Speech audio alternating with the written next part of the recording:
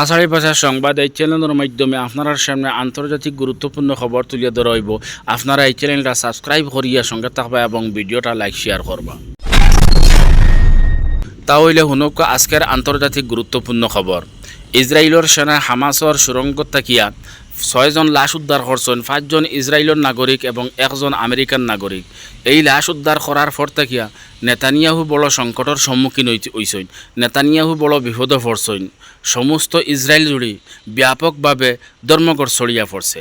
সমস্ত মানুষের একটাই দাবি, হামাসর কাছে আমরার কয়েদি যারা আছেন, বন্দী যারা আছেন, নেতানিয়াহুয়ে বাধ্যতামূলক হিসাবে হামাসর লগে যুদ্ধবিরতি করতে হইব এবং হামাসর কাছ থেকে আমরার কয়েদিয়ারে ছুটাইয়া আনতে হইব। এই ধর্মঘটর লগে ইসরায়েলের সেনা যারা গাজাত অভিযানও আছেন এরার ইঙ্গিত আছে, যার কারণে স্কুল এবং বিশ্ববিদ্যালয় এবং সাধারণ মানুষ সবে সম্মিলিতভাবে এই ধর্মঘট চালাইয়া যাইতরা।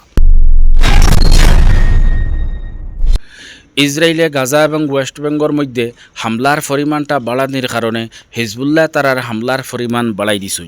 একদম সকালে হিজবুল্লাহ 2টা গুরুত্বপূর্ণ মিসাইল নিক্ষেপ করছেন 2 বস্তির লক্ষ্যবস্তু করিয়া, যার কারণে ইসরায়েলের অনেক ক্ষয়ক্ষতি হয়েছে।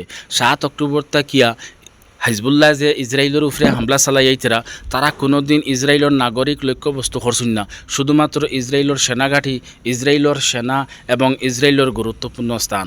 কিন্তু এখন হিজবুল্লাহ সাফে হামলা খতরা, এই হামলা ইসরায়েলের নাগরিকও মতরা এবং ইসরায়েলের সেনাও ধ্বংস হইতরা এবং ইসরায়েলের গুরুত্বপূর্ণ স্থানও ধ্বংস খতরা।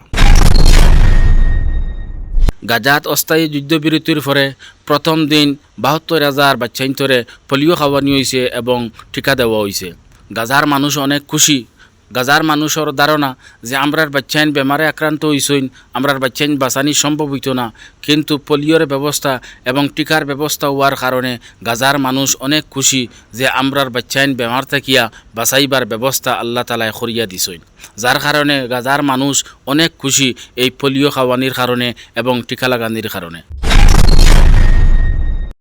গাজার স্বাস্থ্য মন্ত্রণালয়ের পক্ষ থেকে জানানি হয়েছে 7 অক্টোবর থেকে এখন পর্যন্ত ইসরায়েলের হামলায় গাজার 40,738 জন শহীদ হয়েছেন এবং গত 24 ঘন্টার ভিতরে আরও 47 জন শহীদ হয়েছেন এবং 7 অক্টোবর থেকে এখন পর্যন্ত আহতর সংখ্যা 94,154 জন। ইসরায়েলের কট্টরপন্থী এহুদি নেতা বিন গাভিরে অতদিন ভাষণ দিছেন, হামাস ধ্বংস করো, ফিলিস্তিনের মানুষ ধ্বংস করো এবং ফিলিস্তিন ক্যাপচার করো। এই ভাষণ দিতে দিতে যখন ইসরায়েলের মানুষ একবারে বিগড়ে গেছেন, এখন আর কিচ্ছু মানতরা না, তখন বিন গাভিরে নেতানিয়াহুর লগে এবং তার সরকারের লগে আলোচনা করতরা হামাসের লগে যুদ্ধবিরতির লাগি এবং তাই স্বীকার করছেন যে যুদ্ধবিরতির লাগিয়া সরকারের কাছে আমি আমার প্রভাব প্রয়োগ করার চেষ্টা করব।